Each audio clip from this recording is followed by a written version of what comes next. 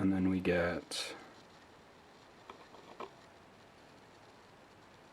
sorry, I'm doing this wrong here.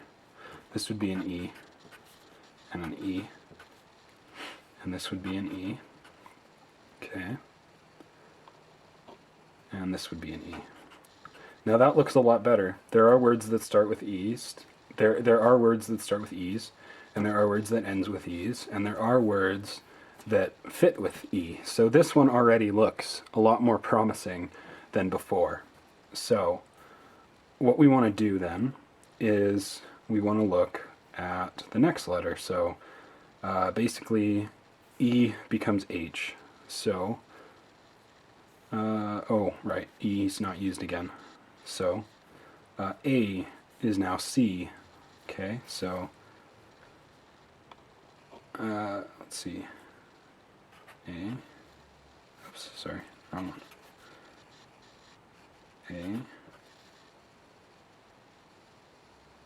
and, sorry, T. I don't know what I'm thinking. Okay, so C corresponds to T, and T,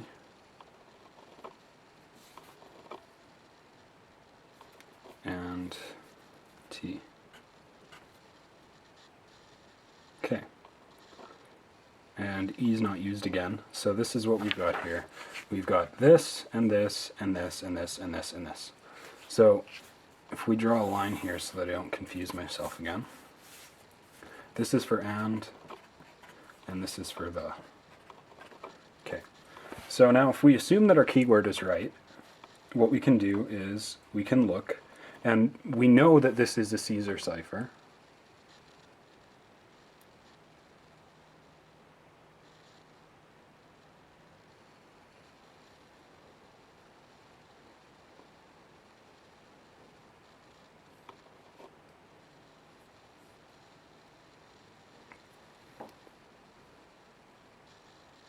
Okay, so back to what I was saying.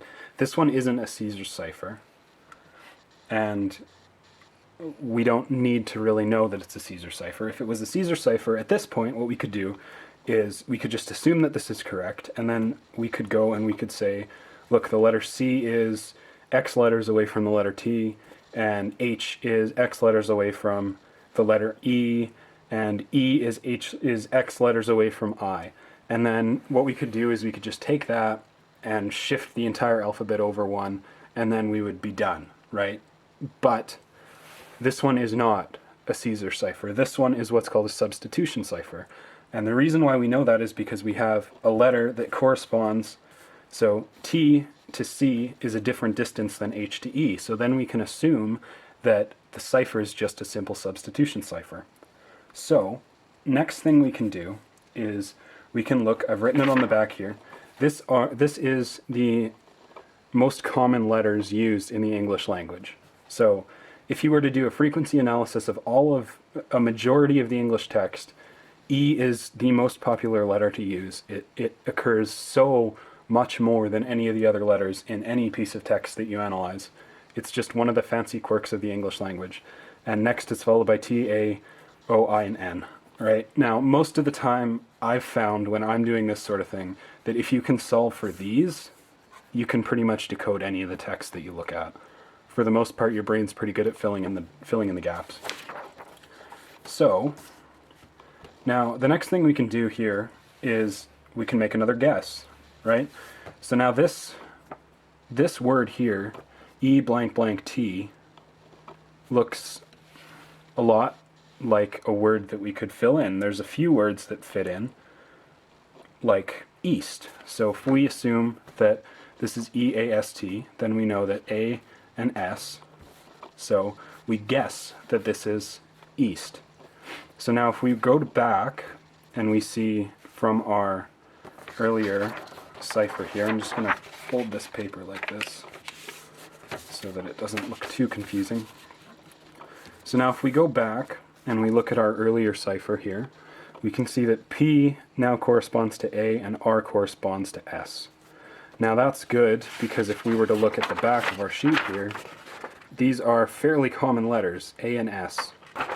Okay, so now what we can do is for every P that we see we put an A, and for every R that we see we put an S. So let's do that.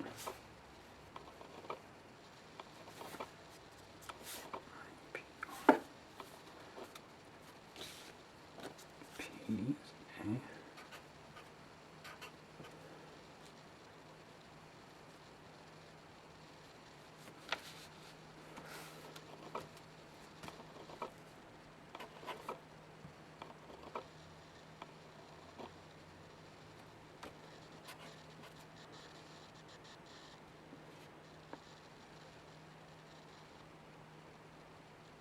Okay, so that should be it. Now, where are we now? This looks right, because now this one looks a lot more like a word. This kind of looks like the word castle, right? Castle. Okay, so now we've got Q corresponding to C, and we've got N corresponding to L. Okay, so now we go and we find all the Q's and we replace them with C's, and we go and find all the N's and we replace them with L's. So we've got a double N here, so that means that we've got L, L. Okay. Okay, I'm missing 2 here, that's why it's not making sense to me. Getting my head in there. Okay, so where are we now? Now, what we want to do is we've got something, the east, something, the castle. Okay. So now, what type of thing would you expect that someone would write in a message like this? Okay. You would probably expect them to write the word defend, which would fit nicely in here, right? Defend. How the fuck do you spell defend? D-E-F-E-E-N-D.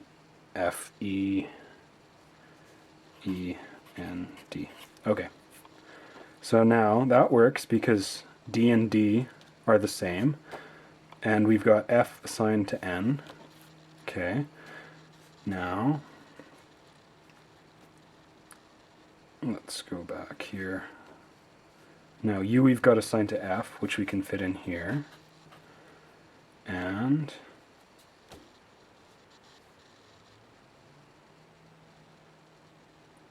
that fits, basically. We haven't got any words for T, and we haven't got any words for D, but now what we can do is we can start writing out our alphabet. So we've got A, B, C, D, E, F, G, H.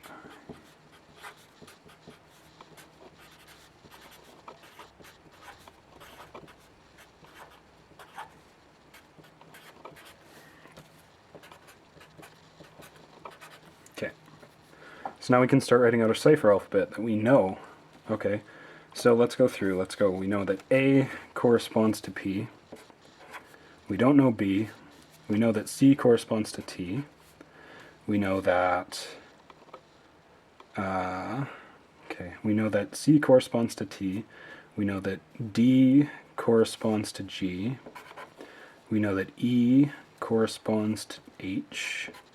We know that F corresponds to N. We know that G corresponds to D. We know that H, we don't know H. We know that I corresponds to E. Okay, we know that J corresponds to nothing yet. We know that K isn't in the message. We know that L isn't in the message. We know that N corresponds to L. We know that O, we don't know O.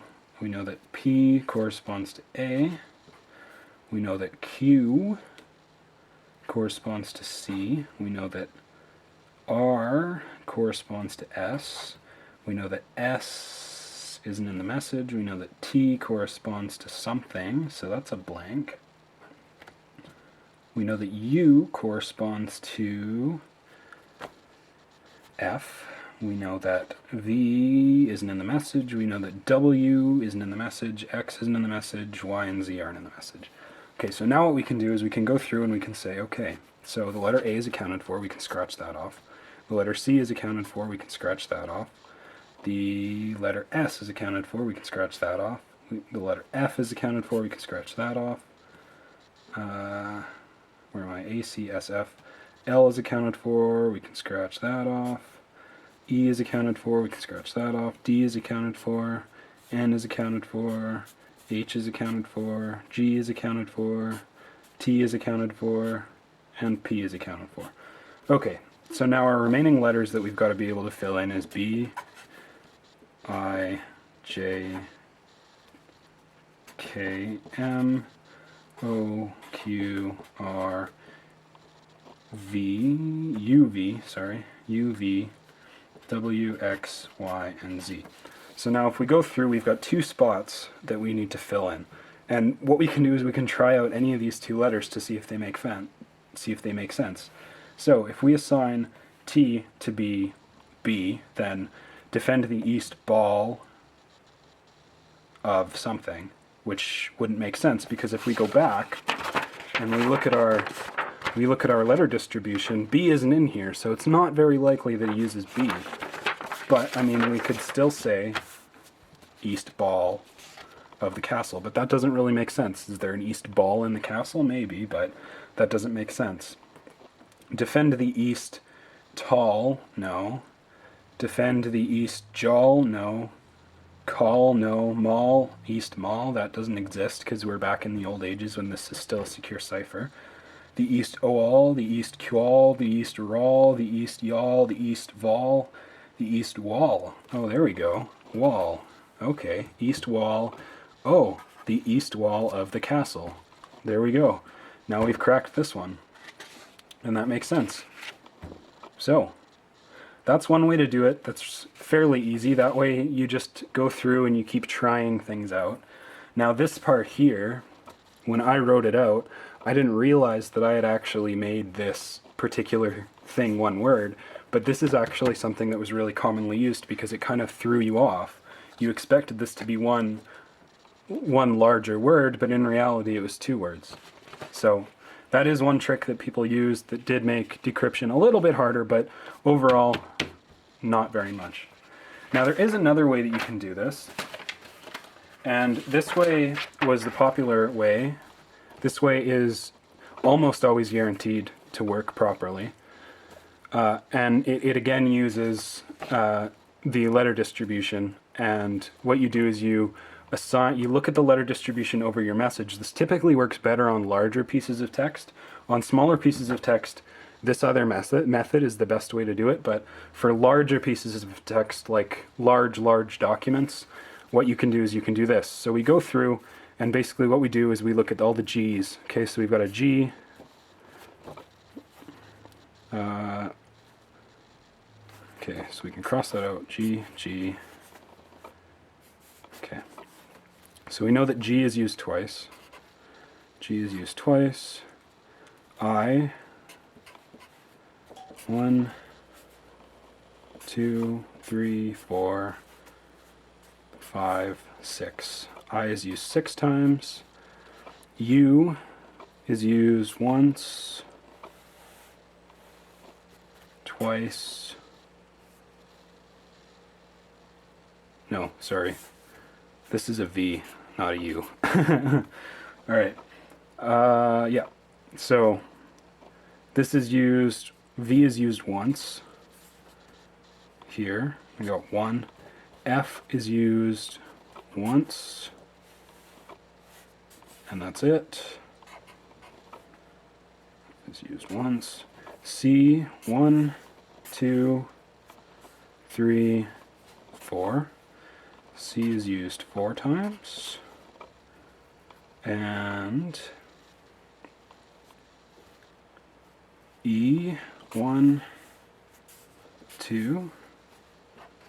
E is used twice. Okay. P is used once, twice, 3. P is used 3 times. R is used once, twice. Okay. T is used once. T is used once. N is used twice. Okay, cross, cross. D is used once. U is used once. Q is used once. And N is used once. Okay, so now what we can do is we can assign these letters basically like this. So we take the largest one, which is I, and we write it first. So I, and then we scratch it off, and then C, and then next would be P, and then these can go in any order. You would have to actually go through and try these out again just to see if they would make sense, but you would get, when they have the same number of times that they're used, you can just rewrite them. So R is used, let's just write it out in this order, G, R, T, okay, G, R, T. Sorry, G, R, N. G, R, E. G, R, E, N, T, F, V, D, U, Q, N. Okay, so these are our letters. Now if we go back and we look at our letter distribution, and we line these up, and we say, okay, we're just going to assume that this text is normally distributed. They haven't done anything to screw with us. What we can do is we can go assign this one to E, assign this one to T, assign this one to A, assign this one to O, assign this one to I, and N, and E, S, H, R, D, L, V. U, sorry. Now this is wrong, but this is where it gets interesting here. So when we swap in these letters, the first thing we're going to look at is the smallest words here. So we know that E and I, we can swap in and we can get the words, the ciphertext word is C-E-I. And if we swap according to our distribution, what we can do is we can get I. We can get I becomes E, which makes sense. And then E becomes S, and C becomes T. Now, TSE doesn't look like a word. However, maybe this is wrong because we've only got one or two usages of this letter, which happens to be in the two words. So what's more likely if we just scratch this out and we say T space E? The most common word that we're going to get is we're going to get the word the, obviously, because the makes up a majority of the English-speaking language. So then what we would do is with this crib and going through this thing, we would go back through and do exactly what we did here, just over again. The thing that I did here was pretty much exactly the same as this, except I didn't do it with letters, I did it with words. I assumed that these two words were the, which, according to frequency analysis, it's extremely likely they are. So we'll go through and we do that. And that's how to crack a substitution cipher. Alright, have a good day. And if you guys want to see more of these videos, leave a comment in the bottom, give it a thumbs up, subscribe to my channel if you want to see more of these. I'm going to keep going on these videos. The last video didn't really get all that many views, but I didn't really post it anywhere, so hopefully once I get a little bit more active, I can make more of these videos. And if you want to support me, there's always Patreon. The link will be in the description. Alright, have a good day.